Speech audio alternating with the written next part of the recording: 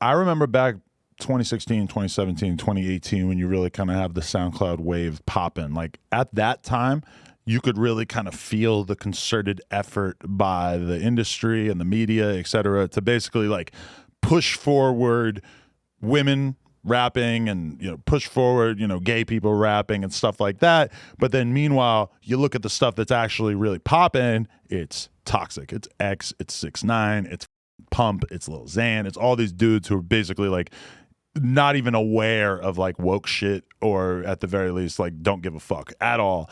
Now it's kind of like a different world because you have a lot of these girls being pushed as like the next wave of rap, but then you don't really have this like compelling counter narrative from all these sort of like toxic masculinity rappers, because there's just not that many poppin' dude rappers. You have, you know, like drill music and pockets of like street music in a bunch of different cities, and there's artists who come out that are popular, but it's not like there's just this like wave, this tidal wave of fucking new dudes coming out. So it's kind of like, we sort of have to pay attention to these chicks because there's not that many dudes who are really popping off.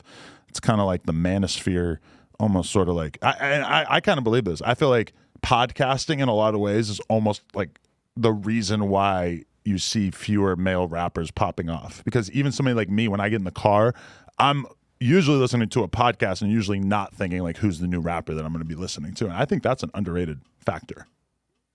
So you think a lot of people are opting to listen to podcasts more than perhaps male audience is probably opting? That's a possibility. The average dude that I know, and granted, my perception is kind of skewed because I'm in the media and a lot of people that I talk to are, you know, infatuated with hip hop media. But a huge percentage of people that I know will listen to a 3-hour Trap Lord Ross video, or they'll be subscribed to you and they watch fucking a video from you every couple days or whatever. And then meanwhile, like they're just not even bothering to check out the new Kodak Black record or whatever, you know? And I kind of fit into that category too, where it's like, I'll watch a fucking Kodak interview on $1 Million Worth of Game the day it comes out. And then the new Kodak album, or the most recent album, it took me a couple months to even listen to it and start to, never mind to listen to it like 5-6 times and start to like be like, oh, I like this song, and this song. I'm going to listen to those songs when I work out or whatever. It's like, I don't know. It feels like a lot of people's mental energy is kind of going more towards YouTube and podcasting rather than just listening to rap all the time. You think that's a bit of an age thing too? Like for me personally, as I've gotten a little bit older, I'm just not excited to like, hey, I can't wait till this album comes out. Like, for example, I like Tory Lanez. Mm-hmm. He dropped an album, I don't know, sometime a couple of days ago. I'm not in any rush to listen to that. I have a bunch of other stuff to do. I'll get to it when I get to it. Right. But also, for example, Bobalam, he went on like a little rant at his audience because he was upset that people were showing him like this 5-second snippet. He's like, dude, I don't give a damn about no 5-second snippet from a song that hasn't come out. I'm like 26 years old. I don't care about this anymore. Yeah. And I feel like podcasts are something where you know what you're going to get. It's a level of entertainment. You can kind of passively listen to it. Mm-hmm. And at the same time, it's way more difficult now, I feel like, to find the music that you want to hear. It's like if there was music that you're like, I would love to hear this, you would have to go out of your way to search and dig to find it. Whereas it was easier back then, 2015, 16, 17, but now industry's forcing so much stuff down. It's like, oh, I go to Spotify, I go to Apple Music, I go to YouTube, and I'm getting hit with the same artists over and over again. Right. I'm like, yo, I'm tired of these artists. Can you show me somebody that's a little bit different? Right. Because I know the artists are out there. It's just now it's so much more difficult for us as the consumer, especially if we don't have time like a teenager to just keep looking through music to actually find them. Right. But even a teenager, it's like if they're given the choice between, watching a fucking, when I go to Spotify, a lot of times it's like Rap Caviar and Academics' podcast or Joe Rogan's podcast. Because I think the only podcast I've subscribed to on Spotify are Ac and Joe Rogan, and then Spotify or Rap Caviar might be the only playlist I've subscribed to or whatever. So I have to make that choice. And when I look at Rap Caviar, the emotions that I go through in my brain are like, this is going to be boring. It's going to be stale. It's going to be something. It's going to be a lot of songs I already heard. It's going to be some new songs from some artists that I'm already kind of burnt out on. It's going to feel corporate. It's going to feel like a bunch of shit that the labels want me to listen to.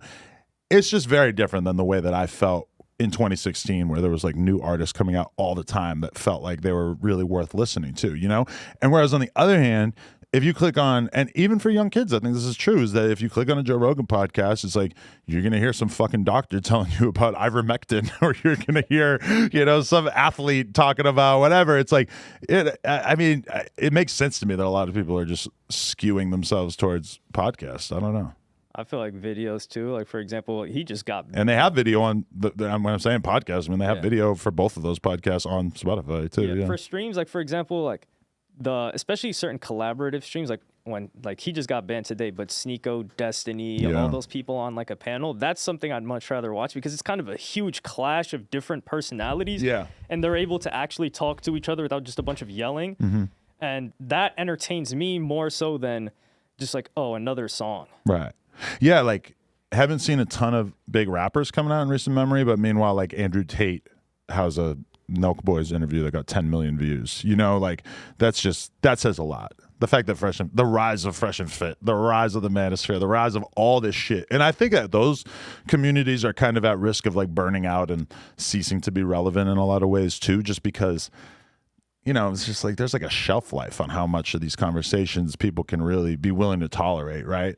There's no adaptation too, because for instance, I think Andrew Tate was a fluid individual where he could conversate with a bunch of different people. Yeah. Whereas Joe Rogan as well, he's inviting you. He's like, oh, you can talk. Even if he disagrees, he'll allow the person to keep going. Joe Rogan isn't there with like, hey, this is the ideology and I'm going to impart this on you. Fresh and Fit, for instance, they're lock hard. Hey, this is the ideology. This is the truth that we believe is the truth. Right.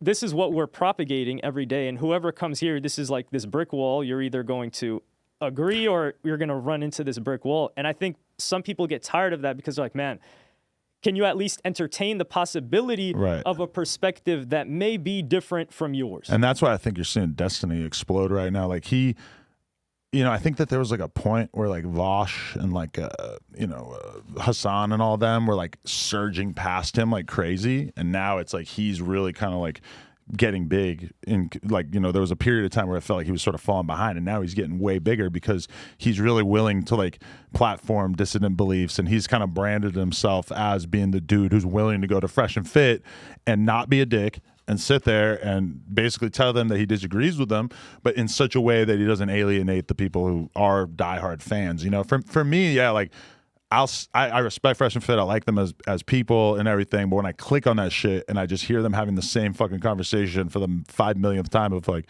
well, guys are like this and girls are like this. It's like, yeah, I get it. Like, I don't need to hear this anymore. And there's a nonstop flow of girls though who don't get it and will sit there and say the dumbest shit imaginable to their faces just because they don't really understand what the fuck is being talked about. So it's like they have like a consistent stream of girls willing to have these dumbass conversations. But for me, I need something new if I'm going to be listening to podcasts. It's also and shit. Logistically impressive that they're able to get that flow and stream of new chicks consistently. It's mind-boggling. I think when I went there, they had 14 girls on the show. That's also a mess. If you have 14 people in a room, you can't expect people to not talk over each other. Yeah. It's kind of like when there's a party and they're like, oh, everyone, you know, keep your voice down. If there's 150 people in here, people could be whispering. It's going to be loud. That's why it pissed me off when Myron got so much shit for telling Asian Doll to be quiet.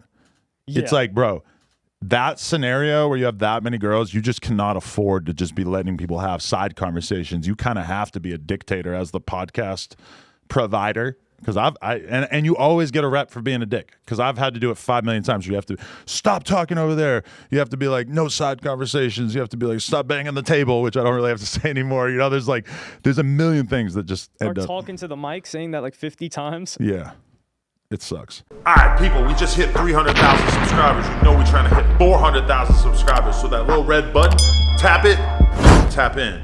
Appreciate y'all.